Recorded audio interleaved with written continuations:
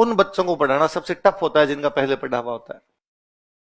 एक म्यूजिक के टीचर थे, उनके पास कोई आप जैसा एक बच्चा गया कि सर म्यूजिक सीखना है, कुछ भी नहीं आता, क्या का कक्का ही नहीं आता है म्यूजिक में, और सर ने कहा आइए कल शाम को 6 से 7, 5,000 रुपए फीस है मेरी, मैं सिखा दूंगा। आपके पीछे पीछे मैं गया और मैंने ज्यादा कहा सर वैसे तो खूब सारा आता है म्यूजिक, सारेगामा पता नहीं सर मेरे को बताइए, थोड़ा थोड़ा मैं गा भी लेता हूँ और थोड़ा आप और सिखा देंगे तो ठीक हो जाएगा। तो सर ने कहा ठीक है कल 6 से 7 तुम भी आना और 10,000 रुपए फीस है। मैंने कहा क्या बात करते हो, अभी जो ये आया था इसको कुछ ही नहीं आता, इसकी थी और मेरे को खूब सारा आता है और मेरे से।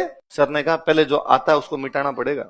उन बच्चों को पढ़ाना सबसे सरल होता है जिनको नहीं आ रहा हो। कोरा कागज होता है उस पर लिखी जा सकती है चीजें, जब थोड़ी थोड़ी आ रही हो ना उसमें सबसे भयंकर दिक्कत ये होती है 1 से लेके 100 तक की गिनती है। उस स्टूडेंट को 28 आता है, 42 आता है, 64 आता है, 77 आता है, 92 आता है। अब मैं जब 1 से 27 तक जब पढ़ाता हूं, मैं कितना भी अच्छा पढ़ा दूं, कितना भी अच्छा पढ़ा दूं, उसका कोई ध्यान नहीं है, उसका पूरा ध्यान 28 पर आ, तो फिर मैं बताता हूं तेरे को, और मैं जैसे 28 पर आता हूं वो त्यार बेटा क्या जा अब पूछता हूं मैं तेरे से सवाल, फिर मैं उसके 28 की शंका का निवारण करता हूं, फिर वो शांत रहता है, फिर वो कहता 42, जल्दी फटाफट 42 पे आ जाता हूं। क्या ये बीच में 29, 30 में कुछ आई नहीं, क्या पढ़ा रहा है भाई साहब, असली फैक्ट ही कौन सा है।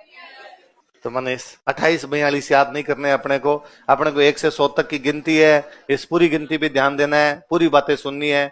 इतनी बात तू मान के चल, मैं इतने वर्षों से पढ़ा रहा हूं तो मैंने कुछ सोच समझ के लिखवाए होंगे।